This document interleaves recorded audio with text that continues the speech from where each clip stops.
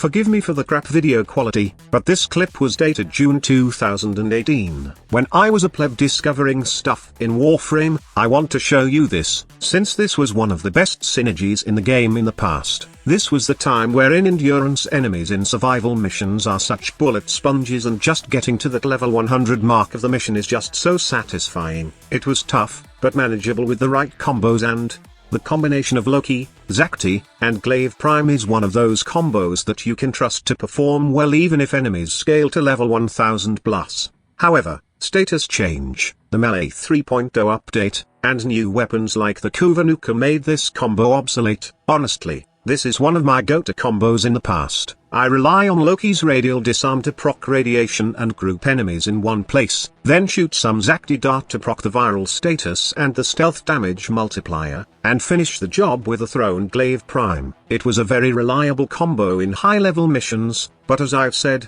it ended being obsolete when a few updates came into Warframe. The combo is still good, and as you can see on your screen, their Zakti and Glaive Prime combo with Loki has been revived, and it's now on the top list again of the best combos for thrown melee. The Helminth system and the Glaive buff played a big role in making this possible. However, things have changed, and right now, there's a better option in increasing the damage of this new Glaive combo. And mind you, it's not a pistol tandem. If you want to further increase the damage output of your Nuker Glaive Prime, then try it out with the new signature shotgun of Levos, Sedo. Okay, let me lay down the details of this combo. First of all, we use the Helminth system to infuse Korra's Ensnare ability to Loki. Ensnare is one of the most reliable ways to group enemies. Like I've said, I was relying upon radial disarm to proc radiation and somehow group enemies in place in the past, but the method is unreliable sometimes. Ensnare is a better tool in grouping enemies together, and it fits well with my Loki build.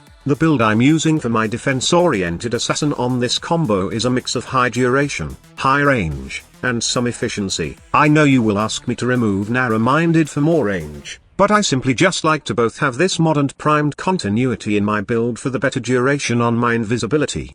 18 seconds would be enough, but it would be better if it will last for 30 seconds. Again, this is just a personal preference, and it's up to you if you follow it or not. Anyway, with this kind of mod setup, you will have enough range for Ensnare to grab enemies. Also, the high duration of invisibility helps me to always have enough energy to cast Ensnare whenever I want. Okay, now let's discuss Glaive Prime. Why Glaive Prime? It's the best thrown melee in my opinion, since it has a slash area of effect damage. The recent rework for thrown melee weapons even made Glaive Prime a monster. I will not talk about it in details, and best that you check out the guide at the end of this video if you want to know more about the changes. But if you don't want to, then all you need to know is that the Glaive rework has made Glaive Prime a slash nuke machine. In terms of build, I advise that you should go with these mods. Sacrificial Steel for critical chance. The same goes for Corrupt Charge. It allows us to have an increased critical chance within 2 times combo counter. Take note that this is not a combo-oriented build, and we will be using the detonate mechanic of glaives for this combo to nuke enemies. Hence, we are using Corrupt Charge to somehow boost a portion of our nuke damage, and we don't use any mods like Blood Rush, which relies on combo counter to increase our damage output to red crit. Also, since the heavy attack input, while in pure melee mod is now gone, and all throws are now considered heavy attacks, it is wise to equip mods that benefit from heavy charge speed. Mods like Amalgam, Organ Shatter and Killing Blow. With both mods equipped, the Glaive charges fast, about 0.2 seconds. If you like throwing glaives like a madman, then I highly advise you to go with both these mods. If you don't and prefer more damage, then you can remove Killing Blow and add Spoiled Strike on this build. I added these 2 elemental mods that forms Corrosive since I'm using Viral and Heat combo on Sedo. Plus, Corrosive is one of those combined elements which will let your equip Primed Fever Strike, the only element mods on melee type weapons that have higher elemental values. Lastly, I choose Primed Pressure Point over Condition Overload build since the damage is much higher with this nuke build. I tested it a couple of times, but it seems Primed Pressure Point does more damage, especially in the Glaive explosion. But Squad Leader, would it be better to use Condition Overload because Sedo can proc multiple status at once, giving you more overall damage in return compared to Primed Pressure Point? Well, on paper, Condition Overload could be amazing for this combo. However, primed pressure point scales better even on the explosion of the glaive. So, it's pointless to use Sedo then since we won't be using condition overload?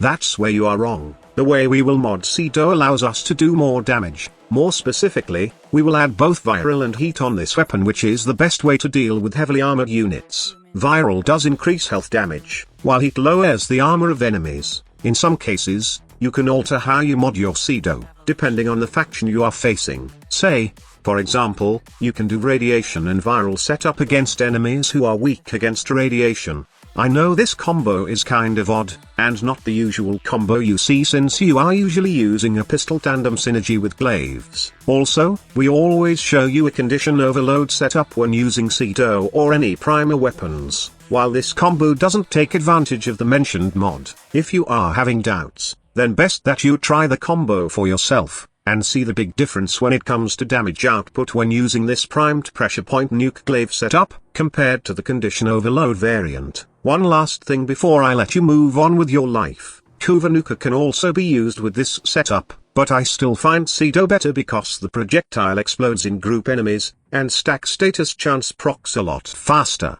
Again, you can try it out for yourself and tell me in the comment section below which do you prefer. And also, you can add your findings and experience using this combo by going back to this video and sharing your thoughts about it. Thank you so much for watching. Squad Leader signing off. This is the future.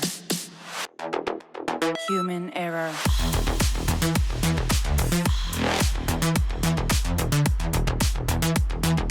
Evolution.